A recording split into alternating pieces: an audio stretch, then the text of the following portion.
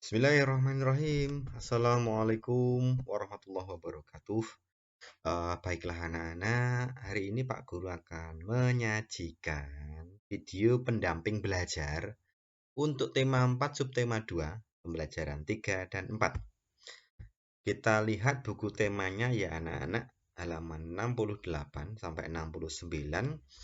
Ada gambar percakapan bu guru dan 2 orang murid, lalu diminta mengisi 5 pertanyaan. Nah, Bu guru bertanya, tahukah anak-anak ibu bagaimana kelas yang tidak bersih? Dijawab Dayu, tahu bu, kelas yang tidak bersih banyak sampah yang berserakan bu. Bagus anak-anak ibu, sampah harus dibersihkan kemudian dipisahkan. Ada sampah basah dan sampah kering. Kita harus selalu menjaga kebersihan ya nak. Benar bu, kelas yang tidak bersih juga banyak kuman bu. Nah, itu. Lalu ditanya dengan 5 soal ini, apa isi percakapannya? Berarti ya, mereka membicarakan kelas yang tidak bersih, ya kan? Terus ciri-ciri yang tidak bersih bagaimana? Kelas yang tidak bersih. Di sini katakan banyak sampah berserakan. Bagaimana pendapatmu tentang percakapan guru, Dayu, dan teman-teman? Ya jelas saja bagus, karena mereka berbicara tentang menjaga kebersihan. Kan katanya kelas yang tidak bersih banyak kuman. Maka lalu mereka membahas bagaimana cara menjaga kebersihan. Apa yang harus kamu lakukan jika melihat kelas kotor? Nek kelas kotor diapa Cah? Ya membersihkannya, entah menyapu, entah mengepel, entah mengelap. Lalu bagaimana sikapmu jika melihat teman membuang sampah di ruang kelas? Di ruang kelas loh ini. Tentu saja menasehati. Di halaman 70 berikutnya anak-anak ada teka-teki silang lagi, mencari makna kata dari 3 kalimat ini. Yang pertama mendatar 1, 2, 3, 4, 5. 5 kotak. Binatang amat kecil menyebabkan penyakit. Namanya apa? Kuman, ya kan? Kuman menyebabkan penyakit kan? Lalu satu menurun. 1, 2, 3, 4, 5, 6. 6 kotak. Huruf pertama K. Tidak mengandung air berarti kering. Warnanya air ya kan? Lalu nomor 2 menurun. 1, 2, 3, 4, 5. 5 kotak. Huruf kedua A. Kalau mengandung air berarti basah. Ini ya, belajar makna kata. Berikutnya halaman 74 dan 75, kita disajikan lagi gerakan Dayu menyapu lantai. Gerakan kepala, gerakan tangan, gerakan kaki. Nah, anak-anak diminta melakukan gerak tari menyapu dengan masing-masing misalnya nih ya, 2 kali 8 selang-seling dengan arah berbeda-beda. Jadi hitungannya 1 sampai 8, masing-masing 2 kali. 1, 2, 3, 4, 5, 6, 7, 8. Itu kalau kepala tangan ya 1, 2, 3, 4, dan seterusnya ya. Nah, supaya tarinya bagus bisa diiringi dengan gendang atau rebana atau tamborin atau tifa. Atau kalau tidak ada berarti pakai botol plastik ya kan.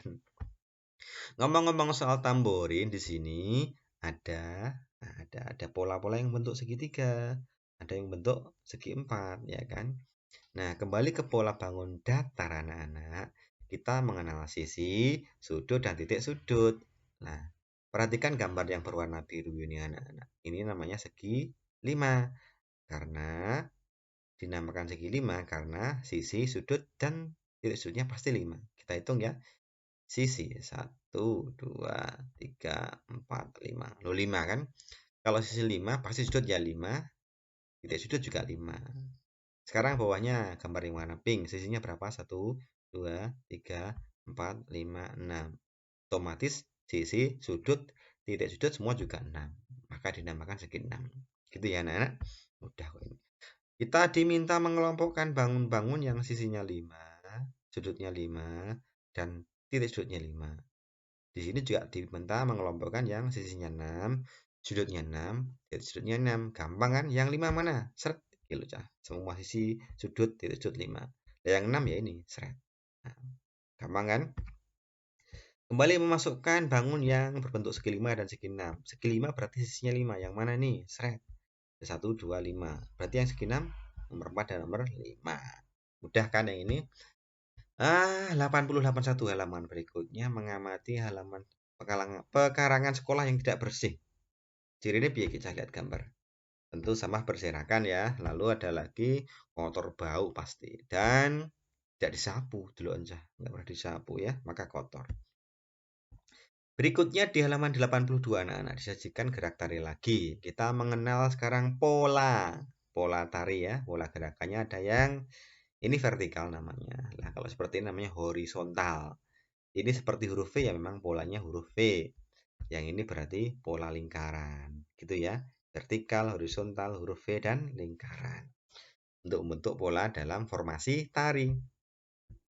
Nah, berikutnya di halaman 84 kita mengenal pola-pola deret bangun datar. Lingkaran segitiga, lingkaran segitiga, lingkaran segitiga, gantian terus. Berikutnya lingkaran 2, segitiga 2, lingkaran 2, segitiga 2. Berikutnya segitiga 1, lingkaran 2, segitiga 1, lingkaran 2, dan seterusnya. Sekarang ada soal, contoh saja dua nomor.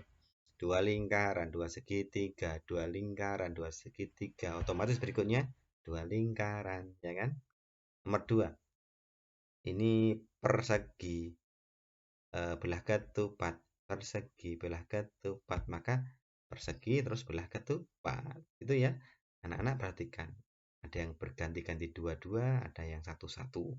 Tergantung polanya. Sudah kayaknya. Nah, sampai ke tugas PDR ini MRT halaman 187, kemudian 189 sampai 191. Yang ini tidak perlu difoto. Besok MRT-nya akan diminta Pak Guru untuk dikumpulkan. Itu saja anak-anak, semoga bisa menambah pemahaman anak-anak.